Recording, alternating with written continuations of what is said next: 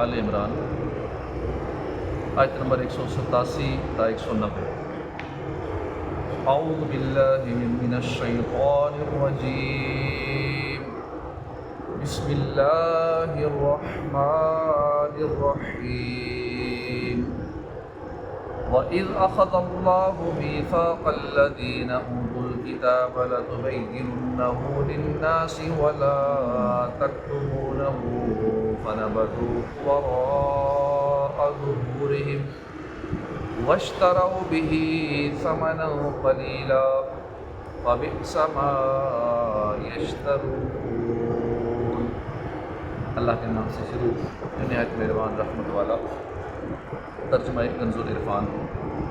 اور یاد کرو جب اللہ نے ان لوگوں سے عہد لیا جنہیں کتاب دی گئی کہ تم ضرور اس کتاب کو لوگوں سے بیان کرنا اور اسے چھپانا نہیں، انہوں نے اس عہد کو اپنی پیٹھ کے پیچھے پھینک دیا اور اس کے بدلے تھوڑی سی قیمت حاصل کر لی، تو یہ کتنی بری خریداری ہے۔ اللہ تعالیٰ نے توریت و انجیل کے علماء پر واجب کیا تھا کہ ان دونوں کتابوں میں سرور کائنات صلی اللہ علیہ وسلم کی نبوت پر دلالت کرنے والے جو دلائل ہیں وہ لوگوں کو خوب اچھی طرح واضح کر کے سمجھا دیں اور ہرگز نہ چھپائیں، لیکن انہوں نے رشوتیں لے کر آپ صلی اللہ علیہ وآلہ وسلم کے ان اوصاف کو چھپایا جو توریت اور انجیل میں مذکور تھے۔ اس آیت سے یہ بھی معلوم ہوا کہ علم دین کو چھپانا گناہ ہے۔ حضرت ابو ہریرہ رضی اللہ عنہ سے روایت ہے، نبی اکرم صلی اللہ علیہ وسلم نے فرمایا، جس شخص سے کچھ دریافت کیا گیا جس کو وہ جانتا ہے اور اس نے اس کو چھپایا تو روز قیامت اسے آگ کی لگام ڈالی جائے گی۔ علماء پر واجب ہے کہ اپنے علم سے فائدہ پہنچائیں اور حق ظاہر کریں اور کسی غرض فاسد کے لیے ان میں سے کچھ نہ چھپائیں۔ لا تحسبن الذين يفرحون بما أتوا ويحبون أن يحمدوا بما لم يفعلوا فلا تحسبنهم بمفازة من العذاب ولهم عذاب أليم۔ ہرگز گمان نہ کرو ان لوگوں کو جو اپنے اعمال پر خوش ہوتے ہیں اور پسند کرتے ہیں کہ ان کی ایسے کاموں پر تعریف کی جائے جو انہوں نے کیے ہی نہیں، انہیں ہرگز عذاب سے دور نہ سمجھو اور ان کے لیے دردناک عذاب۔ یہ آیت ان یہودیوں کے بارے میں نازل ہوئی جو لوگوں کو دھوکہ دینے اور گمراہ کرنے پر خوش ہوتے ہیں اور نادان اور جاہل ہونے کے باوجود یہ پسند کرتے ہیں کہ انہیں عالم کہا جائے۔ اس آیت میں خود پسندی کرنے والوں کے لیے وعید ہے اور ان کے لیے جو حب جاہ یعنی عزت، تعریف، شہرت کے حصول کی تمنا میں مبتلا ہیں، جب کسی شخص کے دل میں یہ آرزو پیدا ہونے لگے کہ لوگ اس کے شیدائی ہوں، ہر زبان اس کی تعریف میں تر ہو، سب میرے کمال کے معترف ہوں، مجھے ہر جگہ سے عزت سے نوازا جائے، میں عالم نہیں ہوں پھر بھی لوگ عالم کہیں، علامہ صاحب کہا جائے، ملک و قوم کی خدمت نہیں کی پھر بھی لوگ کہیں ہمارے قوم، نجات دہندہ سمجھا جائے، محسن قوم قرار دیا جائے، میرا تعارف بہترین القابات کے ساتھ ہو، ملاقات پرتفاق انداز میں کی جائے، سلام جھک کر کیا جائے، اسے چاہیے کہ اپنے دل پر غور کر لے کہ کہیں وہ حب جاہ کا شکار تو نہیں ہو چکا۔ اگر ایسا ہو تو اس آیت سے سبق حاصل کرتے ہوئے فوراً سے پیشتر اس سے چھٹکارے کی کوشش کرے۔ یاد رکھیے خود پسندی اور حب جاہ کے مرض میں مبتلا شخص اخروی انعامات سے محرومی کا شکار ہوتا ہے اور دل میں منافقت کی زیادتی، قلبی نورانیت سے محرومی، دین کی خرابی میں مبتلا ہو جاتا ہے۔ نیز برائی سے منع کرنے اور نیکی کی دعوت دینے سے محرومی، ذلت و رسوائی کا سامنا، اخروی لذت سے محرومی، قلبی سکون کی بربادی اور دولت اخلاص سے محرومی جیسے نقصانات کا سامنا کرنا پڑ سکتا ہے۔ لہٰذا اسے چاہیے کہ دنیا کی بے ثباتی، تعریف پسندی کی مذمت، منصب و مرتبہ کے تعلق سے اخروی معاملات اور بزرگان دین کے حالات و اقوال کا بکثرت مطالعہ کرے تاکہ ان مذموم امراض سے نجات کی کچھ صورت ہو۔ ترغیب کے لیے ہم یہاں خود پسندی اور رب جا سے متعلق چند احادیث اور بزرگان دین کے اقوال و اقوال ذکر کرتے ہیں۔ چنانچہ حضرت جندب رضی اللہ عنہ سے روایت ہے، نبی اکرم صلی اللہ علیہ وسلم نے فرمایا، جو شہرت طلب کرے گا قیامت کے دن اس کے عیبوں کی تشہیر ہوگی۔ اور آج کل شہرت کے لیے کیا کچھ نہیں ہوتا، خرچہ کیا جاتا ہے، باقاعدہ کوشش کی جاتی ہے، دل میں خواہش ہوتی ہے تو کوشش ہوتی ہے نا۔ تو اس کی وعید سنیے کہ جس کو یہ خواہش ہو کہ میری شہرت ہو جائے، میں وائرل ہو جاؤں، میرے سبسکرائبر فالوور بڑھ جائیں، ٹرینڈنگ میں آ جاؤں میں، تو جو شہرت طلب کرے گا قیامت والے دن اس کے عیب کھل جائیں گے۔ قیامت والے دن اس کی شہرت ہوگی عیبوں کی تشہیر ہوگی۔ اور جو شخص لوگوں کو دکھانے کے لیے عمل کرے گا اللہ تعالیٰ اسے اس کا بدلہ دے گا۔ حضرت کعب بن مالک سے روایت ہے، حضور پر نور صلی اللہ علیہ وسلم نے فرمایا کہ 2 بھوکے بھیڑیے بکریوں کے ریوڑ میں چھوڑ دیے جائیں تو وہ اتنا نقصان نہیں کرتے جتنا مال اور مرتبے کی حرص کرنے والا اپنے دین کے لیے نقصان دے۔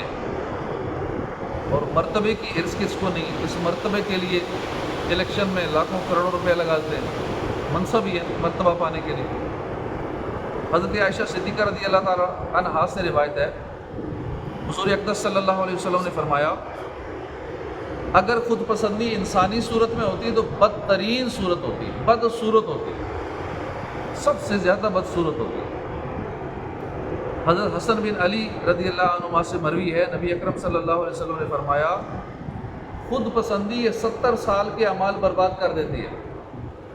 یعنی اپنی ہی ہر چیز کو اچھا سمجھنا، جو میں کہہ رہا ہوں میں ٹھیک، میرا مشورہ ٹھیک، میں خود ٹھیک، میرے سارے کام ٹھیک، اور باقی غلط سارے۔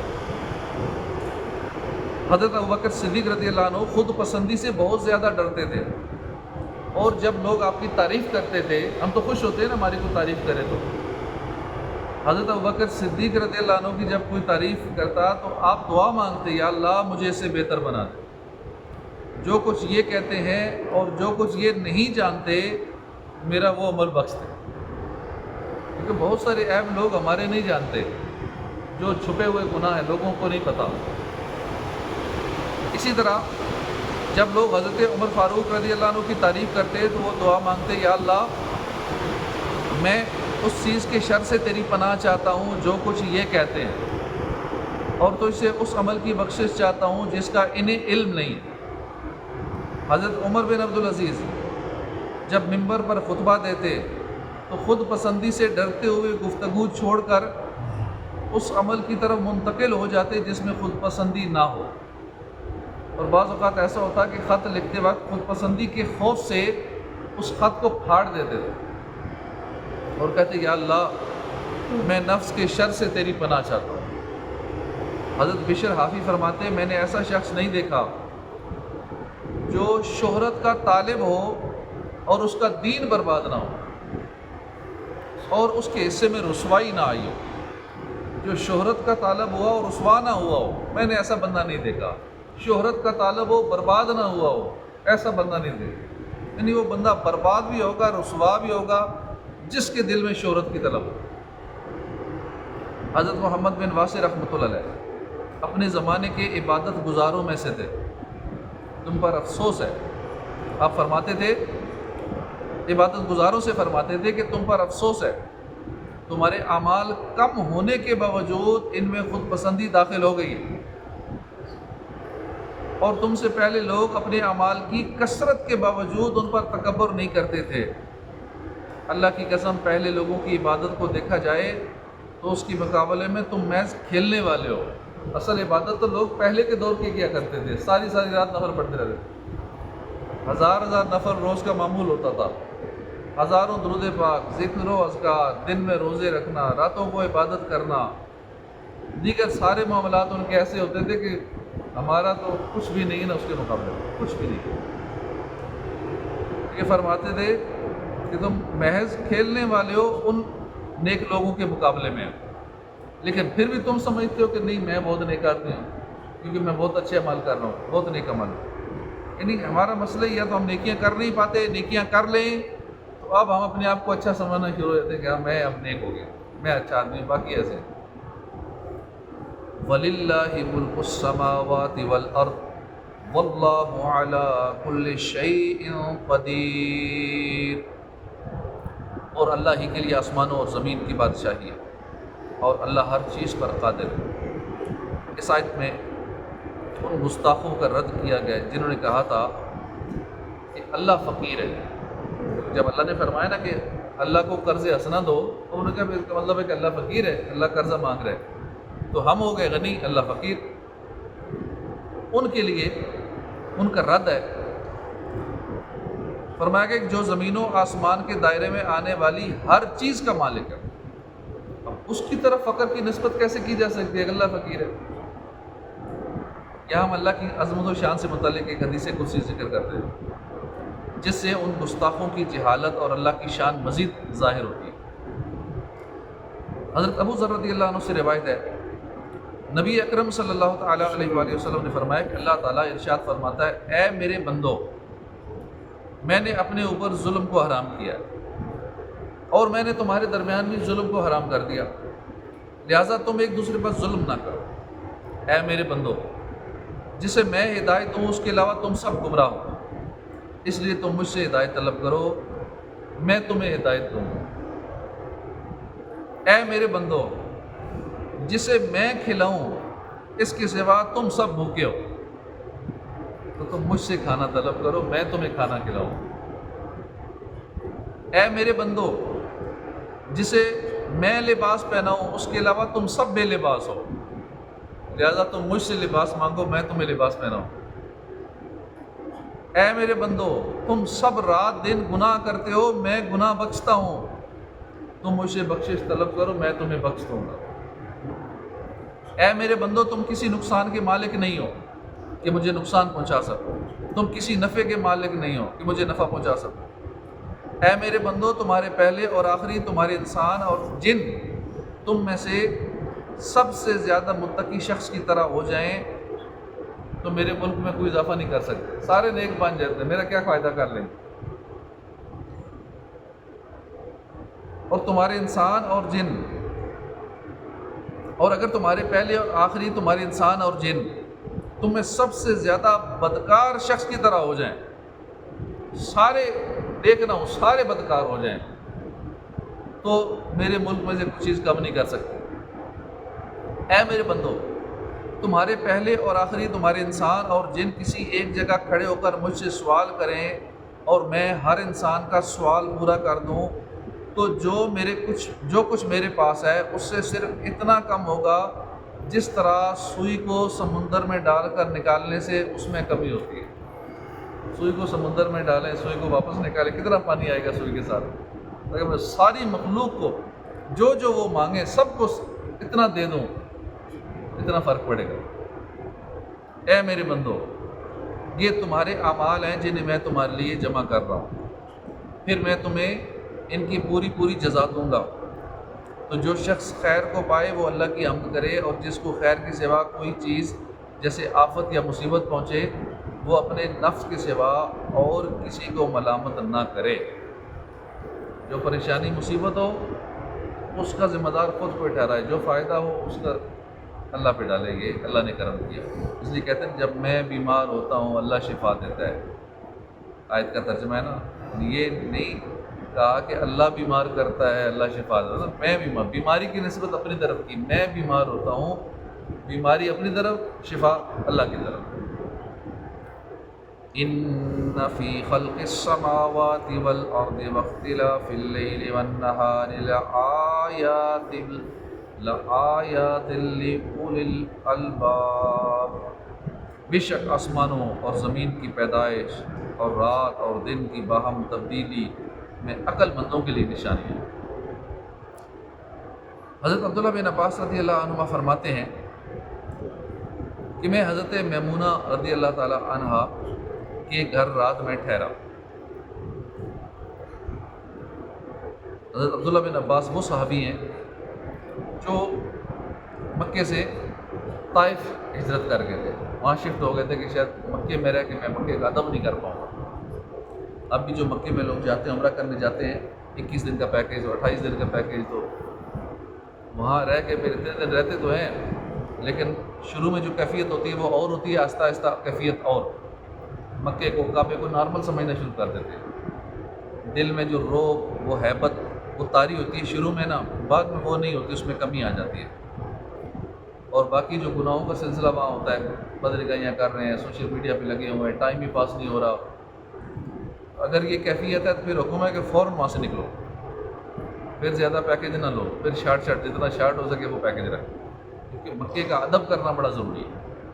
تو یہ صحابی رسول ہو کے یہ مکہ چھوڑ کے طائف چلے گئے تھے۔